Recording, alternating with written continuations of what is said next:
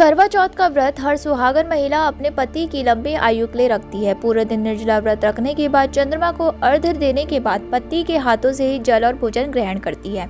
ऐसे में हर महिला को करवा चौथ व्रत से जुड़ी कुछ खास बातों के बारे में जरूर जानना चाहिए। तो चलिए आज हम आपको बताते हैं।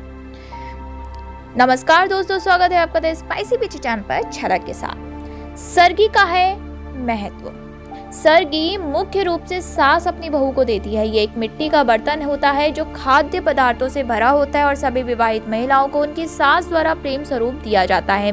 ऐसी मान्यता है कि इसमें जो भी खाने की चीजें होती हैं वो महिलाएं कहती है, जिससे उन्हें व्रत करने की शक्ति मिलती है।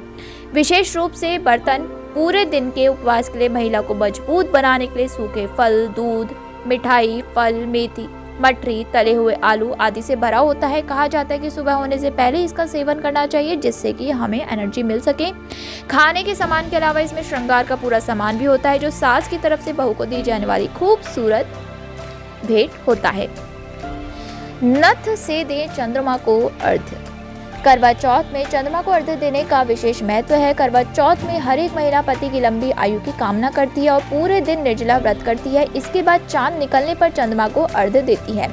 मान्यता अनुसार नाक में पहने जाने वाली नथ को छूते हुए चंद्रमा को अर्घ्य दिया जाता है और पति की लंबी आयु के लिए कामना की जाती है। 16 श्रृंगार हैं जरूरी।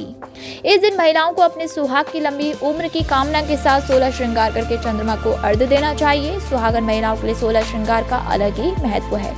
करवा चौथ में महिलाओं का 16 श्रृंगार करना बहुत जरूरी समझा जाता है, क्योंकि मान्यता है कि 16 श्रृंगार करने से न केवल खूबसूरती बढ़ती है बल्कि भाग्य भी अच्छा होता है, साथ ही पति को लंबी आयु मिलती है। 16 श्रृंगार में मुख्य रूप से बिंदी, चूड़ी, मेहंदी, सिंदूर, बिछिया, पायल, लाल जोड़ा, काजल, गजरा, मांग टीका शामिल होते हैं। पहली बार व्रत में कुछ अनाज खाएं।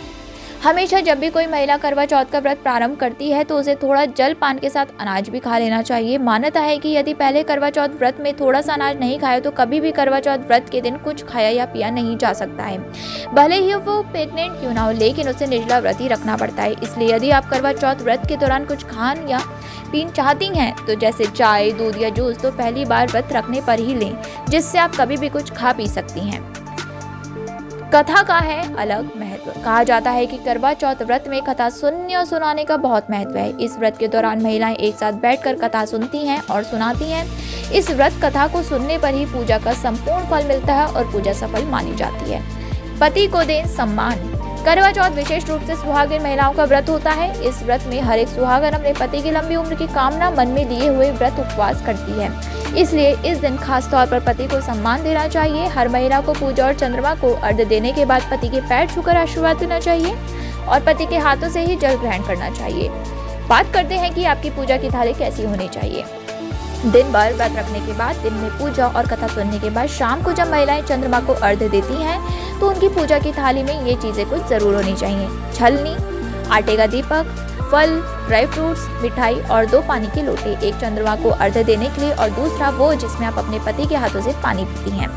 मान्यता अनुसार पति को पहले पानी पिलाया जाता है, क्योंकि पति को परमेश्वर स्वरूप माना जाता है। इसलिए पहले पति को पानी पिलाएं, फिर उनके हाथों से पानी और भोग ग्रहण करें। अर्घ्य वाले लोटे का पानी ना पिएं, क्योंकि इसका इस्तेमाल चंद्रमा को भोग लगाने में होता है। इन बातों को ध्यान में रखकर ही करवा चौथ का व्रत रखना चाहिए, जिससे उन्हें यानी कि आपको और आपके परिवार को व्रत का पूरा फल मिले। कैसी लगी आपको आज की वीडियो, हमें ज़रूर बताइएगा। मिलते हैं नेक्स्ट वीडियो में। आपको और आपके परिवार को करवा चौथ की हार्दिक शुभकामनाएं। मैं आशा करती हूँ आप सभी के हस्बैंड की खूब लॉन्ग लाइफ हो। Bye bye and take care.